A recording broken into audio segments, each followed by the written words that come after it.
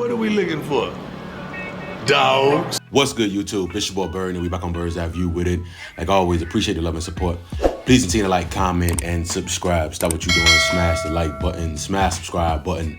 Hop in the comment section, comment whatever you want. Of course, I'm dropping daily bangers day by day. You know, we got news of the day coming out of Colorado.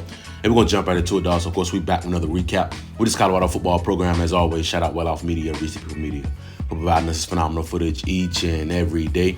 Of course, we had some news drop yesterday regarding a couple different situations. Of course, we had the 2025 schedule officially dropped yesterday, and we also announced a head offensive line coach as well. So, of course, we're going to talk about both of these situations here, starting with Gunnar White, Coach Gunnar White, who is now going to be the head offensive line coach. Of course, we had announced him as being the co-offensive line coach alongside Big George, Coach George Hagerman. But now it looks like Gunnar White has been promoted to head offensive line coach. Of course, he played 2 seasons at Hines Community College before transferring to Texas Tech. He was a student assistant coach at Jackson State from 2014 to 2015. He spent 3 seasons at Nevada from 2018 to 2020 as a grad assistant. He was then promoted to interim tight ends coach for Nevada in 2021 for the Quick Lane Bowl. And then obviously in 2022 to 2023, he was an analyst at Jackson State. And then, of course, he then went to Colorado with Coach Prime, and he was the quality control analyst on the offensive side of the football. So, of course, now we do have a head offensive line coach, and we do have a lot of talent in that room that he will have the opportunity to develop. And I'm looking forward to see what he does with his first big opportunity to coach a position group. And I'm sure that Coach White is going to come in there extremely hungry, ready to work, and ready to prove a lot of people wrong. And I'm looking forward to see exactly what he's able to do with that offensive line. Now, we know the 2025 schedule did drop yesterday as well. Officially, a few games we kind of already knew about. We just didn't know like the order in which they were going to be taking place, home or away type of deal. But we do now have the schedule officially. So, of course, we got to talk about it here. Now, the Georgia Tech game, we all knew. Well, I knew a lot of us knew about the Georgia Tech game being the opening game of the year, which will be a pretty tough opponent. Now, of course, the Georgia Tech team, I know they did go, I believe, 7-6 they went last season. I know they made it to a bowl game. They played Vandy in a bowl game. It was in the Birmingham Bowl against Vandy. I know they lost that game 35-27 against a pretty solid Vanderbilt Commodores team. They had a solid win against Miami. I actually watched that whole game. They beat Miami 28-23. That was, like I said, it was a pretty solid game that they won at home. And, of course, I watched that game where they played at Georgia, with that 8 overtime game where they, winning all those overtimes with the University of Georgia. And they ended up losing 44-42. So 7-6 overall. They played Notre Dame as well, too. Lost 31-13 to Notre Dame. They had some solid wins.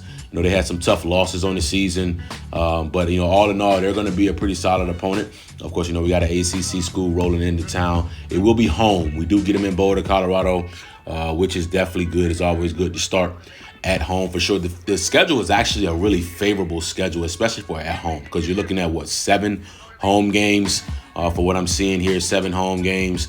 You don't have any back-to-back road games, which is really, really good. So I'm definitely liking that. You get, Arizona State coming off a bye, which is really, really good. So you also get Utah coming off a bye as well, too. So keep it rolling. Like I said, the Georgia Tech game is going to be a tough contest for sure. But I think that's a game that we could definitely win because we're at home. And I think we'll be able to get the job done there. And we'll roll into the following week at home against Delaware. I feel like that's a game we may see. You may see some true freshmen play that didn't get a chance to play in the Georgia Tech game. You may see some true freshmen play in that Delaware game. Of course, we're expecting to be able to come out there and dominate Delaware. Obviously, you got to take everyone serious on your schedule. But that is an FCS opponent, a formidable FCS opponent. I've watched Delaware play a couple times because, of course, my little brother played at James Madison. Delaware was in the CAA. So, obviously, Delaware has put out some good talent. But that is a game that we're expecting to take care of business and dominate. Then, of course, we go on the road, first road game of the season against the University of Houston. I feel like that should be a big game that we'll be able to take as well, too. Houston kind of struggled this year, so that should be a game that we should be able to take. So you're looking at 3-0 there. Then, of course, we come back home and play Wyoming. That's another game that we should be able to take care of business without question and handle there. Now, after Wyoming is when the schedule really starts to heat up. So I'm expecting 4-0, right, with a huge Georgia Tech win to start the season. And then, of course, 3 straight dominant wins against Delaware, Houston, and Wyoming. Then we have BYU. Now, obviously, that's a get-back game because we know exactly what happened with the BYU in the Alamo Bowl this past season. Of course, it wasn't our best performance at all. So I'm pretty sure our guys, our coaching staff is going to be fired up to get some get-back against BYU. We also get them at home as well, too.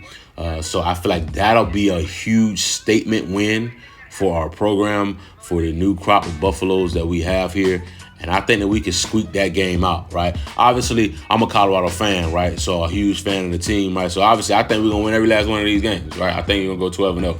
Now, in reality, 9-3, 10-2, could be the reality, right? I don't think it's a situation where we lose less than 8 games. I don't see 5-6 losses on this schedule. I don't see that at all. And that's not being a fan. That's not being a Colorado fan. That's just being a football fan. I don't see 5-6 losses on this schedule, right? I think the floor is 8-4. I think that's the worst. We'll lose 4 games. And I think, of course, the ceiling, 11-1, 12-0, right?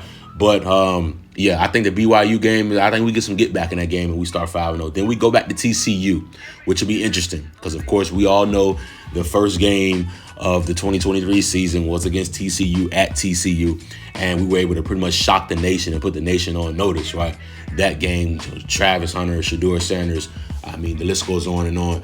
We, Shedeur threw for 500 yards. Trav had 100 yards receiving a pick. I believe we had 4 of our receivers go for 100 yards because I know Jimmy had 100 yards. Xavier Weaver had 100 yards receiving. Trav had 100 yards receiving. Dylan Edwards had 100 yards receiving as well. We all know that's the Dylan Edwards 4 touchdown game there. So, we put on a really good show. So I'm pretty sure TCU is definitely going to be looking to get some get back there. But I feel like we go back to TCU again and we get the job done. Now, of course, we come back home against Iowa State, which is going to definitely be a tough opponent as well. It's going to be a game where we're definitely going to have to make sure that we're not making a lot of mistakes, and we're going to have to play our brand of football and make sure we get the job done there. But I do like the fact that we do have some tough opponents, but we play them at home. When you look at BYU, Georgia Tech, Iowa State, Arizona State, you get all 4 of them at home, which is really, really good. I really, really like that.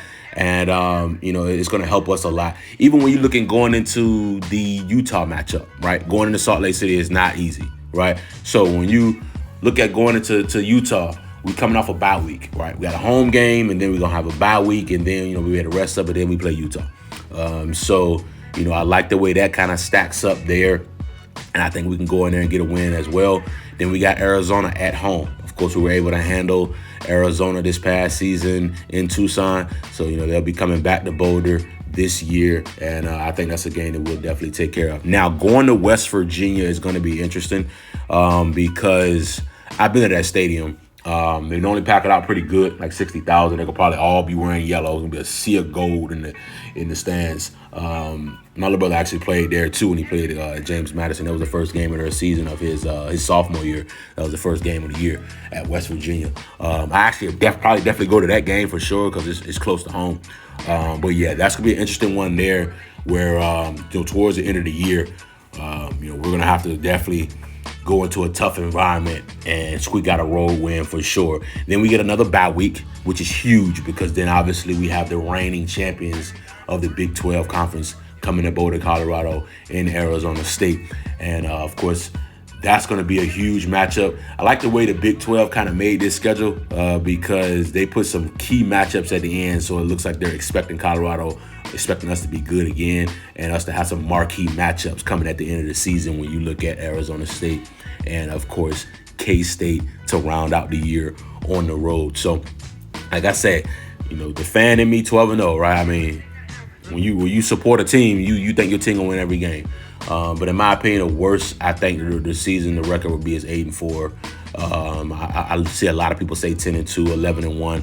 Of course, drop your schedule, your record predictions down in the comment section. I know a lot of you guys have already done that when I posted on the schedule yesterday. So we're gonna see exactly what it transpired, but it's gonna be fun watching these guys compete at a high level for sure. It is a tough schedule. It's not an easy schedule by any means, but it is a schedule where we can definitely take care of business and have another successful season, and of course compete and win a Big 12 title and represent that conference in the college football playoffs. But not gonna keep it long. Just want to bring you guys another phenomenal update. Please continue to like, comment, and subscribe.